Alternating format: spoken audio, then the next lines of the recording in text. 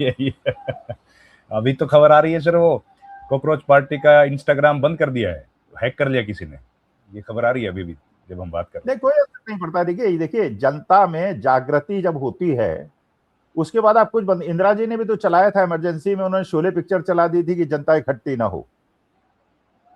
भाई देखिए ये सब तो होता है, लोग करते रहते हैं, लेकिन इससे कोई अंतर नहीं पड़ता है। जनता जो है इस समय परेशान है, लेकिन मुश्किल क्या हो गई थी, जनता के सामने ये मुश्किल हो गई थी, जो ऑल्टरनेटिव्स थे उनको इनके पूंजीपति लॉबी ने और गोदी मीडिया ने डिस्क्रेडिट कर दिया था।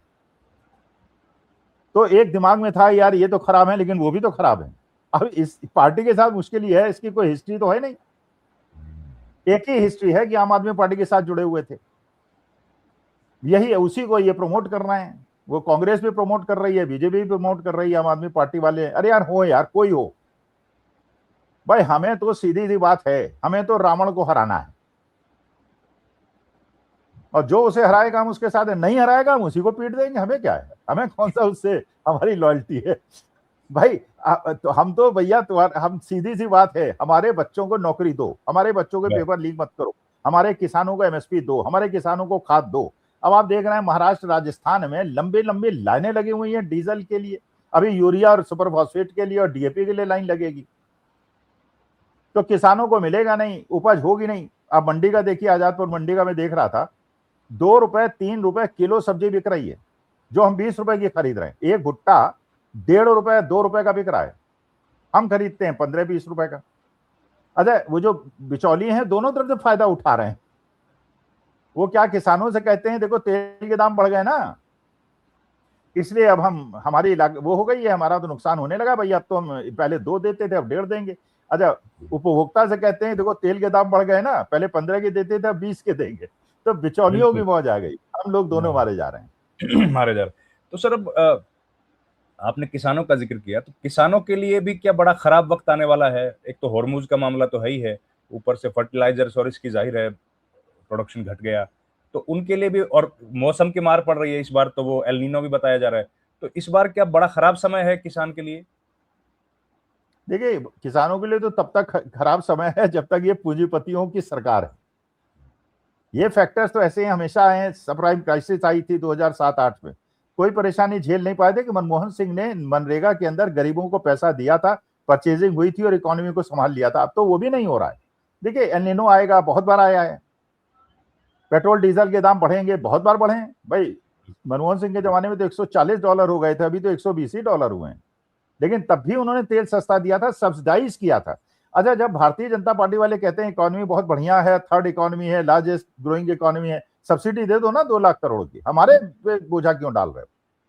तो किसानों के क्या, गरीबों के, मजदूरों के, सबके, मध्यम वर्ग के, जिसके पास ब्लैक मनी नहीं है। अब तो व्यापारियों के भी बुरे दिन आ गए, जो भारतीय जनता पार्टी के सबसे बड़े सपोर्टर हैं, उनकी दुकानें ही नहीं चल रही हैं, कोई खरीदारी नहीं है। अच्छा, उनको तोड़ने पे लगी हुई है Bharatiya Janata party, demolition drive पे चली हुई है, उनके फर्श तोड़ रहे हैं, उनके चबूतरे तोड़ रहे हैं। जो भारतीय जनता पार्टी के लिए हल्ला मचाया करते थे, वो अब कह रहे हैं कि भैया मैं ठाकुर हूं, मैं ब्राह्मण हूं, मैं तो भारतीय जनता पार्टी सपोर्टर हूं, मेरा घर क्यों तोड़ रहे हो, मुसलमानों का तोड़ो। वो कहते हैं भैया देखो इस समय हम तोड़ने के मुहिम में निकले हैं, जो सामने आएगा उसको तोड़ देंगे। अब भारतीय जनता पार्टी समर्थक हो या विरोधी, हम तो तोड़ेंगे। तोड़ेंगे, सबके टूट रहे हैं। तो किसान के लिए खराब समय है सर। ये किसानों को क्या सावधानियां बरतने की जरूरत है कि अब किसान के हाथ में कुछ बचा नहीं? नहीं, कुछ नहीं बचा है। देखिए ये कुछ नहीं बचा है, किसी के हाथ में कुछ नहीं बचा है। अब आप देखिए अमेरिका ऐसा हमें हड़काता है, ऐसे आदेश देता है जैसे वो हमारा चाचा लगता हो या ताऊ लगता हो। अरे यार, हमारे देश के हित में अगर रूस से तेल हमें सस्ता मिल रहा था, रुपए में मिल रहा था, ईरान से रुपए में मिल रहा था, अमेरिका से इंदिरा जी ने कह दिया था ना 1971 में, उनसे भी तो निक्सन ने कहा था 7वां बेड़ा भेज रहे हैं न्यूक्लियर इंस्टॉलेशन। उन्होंने भाड़ में गया तुम्हारा वो। और किस तरह उन्होंने जात के डांटा था अमेरिका के अंदर निक्सन को।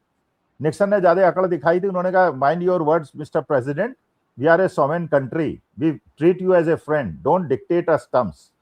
बिल्कुल। और आज के तारीख में हमारे इतने स्ट्रॉन्ग प्राइम मिनिस्टर हैं, पता नहीं क्या वहां जाके मेलोनी को मेलोडी खिलाया है। अच्छा, मेलोडी खिलाई, उधर उन्होंने हमारे 4 जहाज रोक लिए जो हमने इसराइल को भेजे थे। तो हर तरफ कोई कहीं हमारे राष्ट्रीय सेठ फंस जाते हैं, उनको बचाने के लिए हमारे मेहमानों को वहां जाना पड़ता है, उनकी रक्षा करनी पड़ती है। तो यार देश को बचाओ यार, वो राष्ट्रीय सेठ बचे ना बचे, उससे how does it make a difference to the country? बिल्कुल।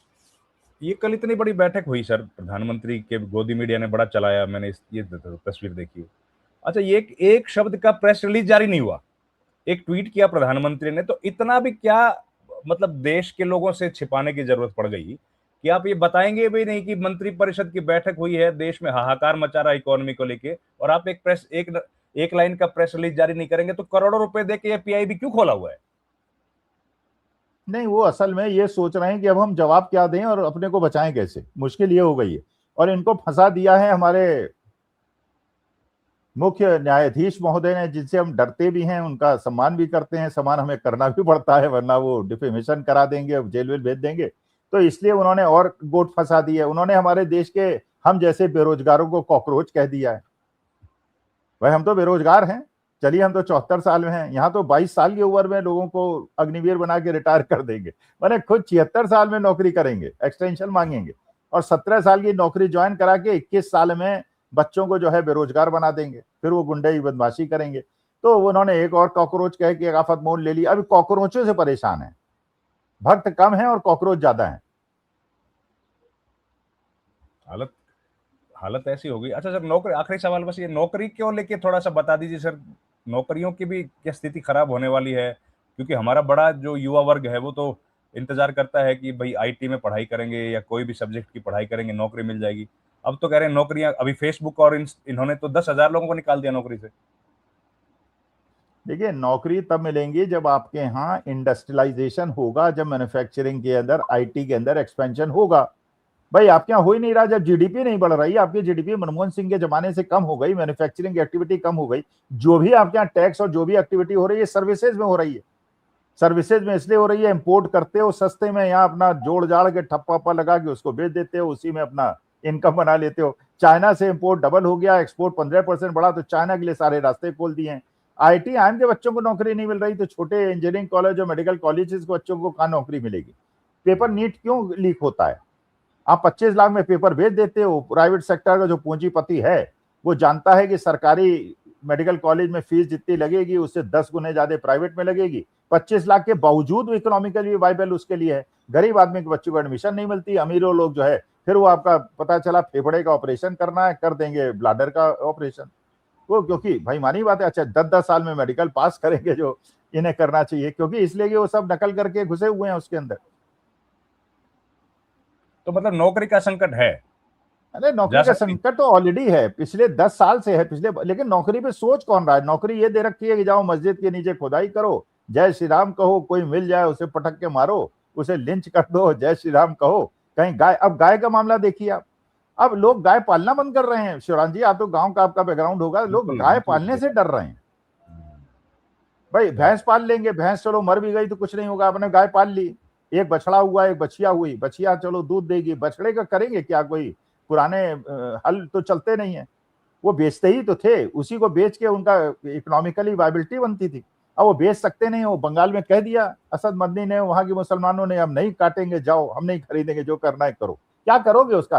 पता चला हमारी 140 करोड़ की जनसंख्या है और 400 करोड़ सांड घूमेंगे सड़कों के ऊपर, वो हमारे घर में रहेंगे कि तुम लोग बाहर निकलो हम रहेंगे।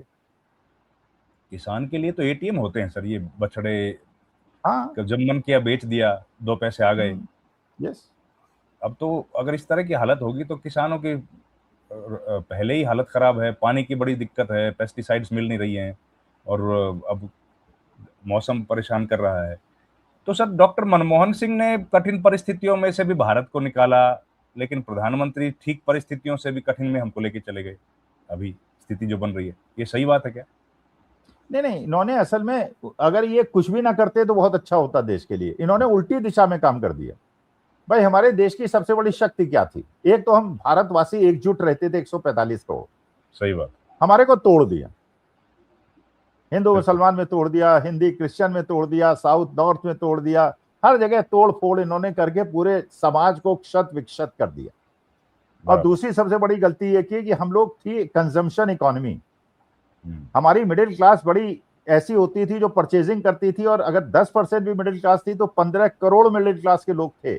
शेयर भी खरीदते थे, कार भी खरीदते थे, स्कूटर भी खरीदते थे, रेस्टोरेंट में भी। उसी की कमर तोड़ दी। अब वो बेचारा अपने खर्चे, वो ईएमआई ले ली, उसने सोचा था यार ये इनकम चलेगी, चलो कार भी ले लेता हूँ, मकान भी ले लेता हूँ, ईएमआई नहीं भर पा रहा क्योंकि नौकरी छूट रही है मेटा के अंदर, गूगल के अंदर, सब जगह। अच्छा, सब अच्छे अच्छे कंपनियों के लोग थे, 1.5-2 लाख तनख्वाह पाते थे, सोचा था चलेगा, उनकी नौकरी छूट गई तो वो गांव में नहीं जा सकते, शहर में भी नहीं रह सकते, और ना बिजली का बिल पे कर पाएंगे, ना अपना ईएमआई पे कर पाएंगे। तो वो मिडिल क्लास की जो कमर तोड़ी और सारा पैसा आपने रिच में ट्रांसफर कर दिया, अल्ट्रा रिच में। तो अल्ट्रा रिच जो 2% ही है ना, अरे वो खरीदता भी नहीं है बहुत सारी चीजें, उसके बाद तो सब कुछ ऑलरेडी है। तो आपने दो बड़े काम ऐसे खराब किए जो देश को बर्बाद कर दिया, एक तो सोशल फैब्रिक को खत्म कर दिया और मिडिल क्लास को खत्म कर दिया। उसका सारा नुकसान अब झेलना पड़ रहा है। तो आपका बहुत बहुत धन्यवाद प्रोफेसर साहब, आपने समय निकाला, हमारे साथ जुड़े, really thankful, thank you very much.